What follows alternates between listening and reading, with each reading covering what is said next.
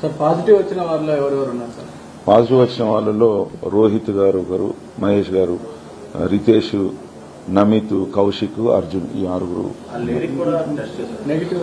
అందరికి అక్కడ ఉన్న 11 మందికి నిక్కచ్చిగా టెస్టులు చేయడం జరిగింది. 2 దశల్లో టెస్టులు జరిగినాయి. 2 దశల్లో, ఒక దశలో 5గురికి, రెండో దశలో ఇంకొకతను, అంటే ఆ 5గురు కాక ఇంకోతనికి కూడా పాజిటివ్ వచ్చింది.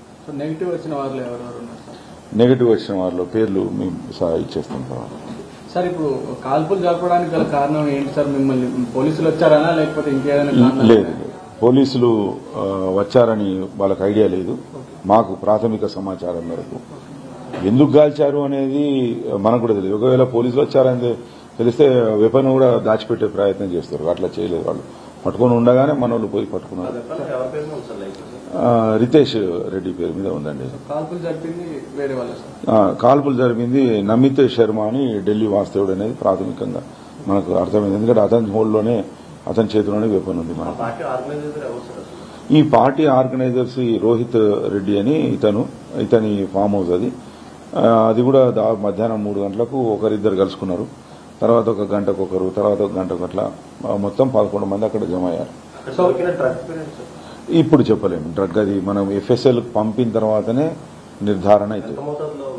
అది 1 గ్రామ్ వరకు ఉంటుంది. కొంత వాడినట్టుగా తెలుస్తుంది. సో డ్రగ్స్ మేము ఇక్కడ తీసుకోలేదు, సిమ్లాలో వేరే చోట్ల తీసుకుంటున్నాం అని చెప్తున్నారు. అందులో వాస్తవం ఎంత సార్? వాళ్ళు ఎక్కడ తీసుకుంటారు? డ్రగ్స్ అబ్యూజ్ చేసింది ఇక్కడ, 1-2 గోవాలో కూడా అబ్యూజ్ చేసినట్టుగా చెప్తున్నారు.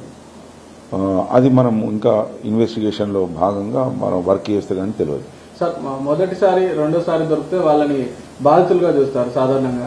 2 సార్లు, 3 సార్లు, అంతకంటే ఎక్కువ సార్లు డ్రగ్స్ తీసుకున్నట్టు దొరికితే కనుక వాళ్ళ పైన చర్యలు ఉంటాయి. సో వీళ్ళలో ఎన్నిసార్లు పాజిటివ్? మనకు అందరూ మొదటిసారి దొరికారండి. మనం ఇంకా చూస్తాం. మరి ఇప్పుడు కొన్ని మా ఉన్న యాప్స్ ద్వారా చూసి వాళ్ళు గతంలో రికార్డుల పరంగా ఎక్కడైనా దొరికారా ఏంటి అనేది చూసిన తర్వాత సాధారణంగా డ్రగ్స్ పార్టీ జరుగుతుందని ఇన్ఫర్మేషన్ వచ్చిందా సార్? లేకపోతే మాకు 1908 అనే ఒక ప్రత్యేకమైన నంబర్ ఉంది. 1908 దీనికి రెగ్యులర్ గా మాకు కాల్స్ వస్తున్నాయి. మాకు ఎంత ఈగిల్ ఫోర్స్ ఏర్పాటు చేసిన తర్వాత 1908 కు చాలా ప్రాశస్త్యం కలిగింది. ఆ ప్రాశస్త్యంలో భాగంగా అంటే చాలా మందికి రీచ్ అయింది. డ్రగ్ అబ్యూజర్స్ కానీ, ఇన్ఫార్మర్లకు కానీ తెలియజేస్తున్నారు. వాళ్ళు స్వచ్ఛందంగా రోజుకు మాకు కనీసం 1 కాల్ కానీ 2 కాల్స్ కానీ వస్తున్నాయి. దాని మీద రెగ్యులర్ గా చేసినట్టుగానే ఇది కూడా రేడ్ చేశాము. రెగ్యులర్ గా మేము రేడ్స్ చేస్తున్నాం. రెగ్యులర్ గా దొరుకుతున్నారు. కొంతమంది దొరకట్లేదు. కొంతమందికి కొన్ని ఫాల్స్ కంప్లైంట్లు కూడా వస్తున్నాయి మాకు.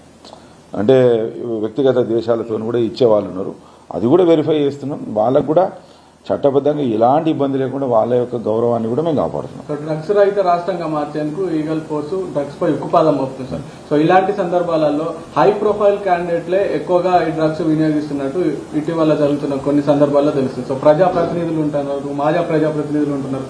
సో ఇలాంటి హై ప్రొఫైల్ క్యాండిడేట్లైనా ఎవరినైనా వదిలిపెట్టమనే ఒక సందేశాన్ని ఇస్తుంది ఈగల్ ఫోర్స్. ఇలాంటి సందర్భాలలో వీటిని వాడుతున్న వాళ్ళకి, వాడే ఆలోచన ఉన్న వాళ్ళకి, ఇలాంటి హై ప్రొఫైల్ క్యాండిడేట్లకు మీరు ఏం చెప్తారు? మీరు ఒక ఇష్యూ అర్థం చేసుకోవాలి.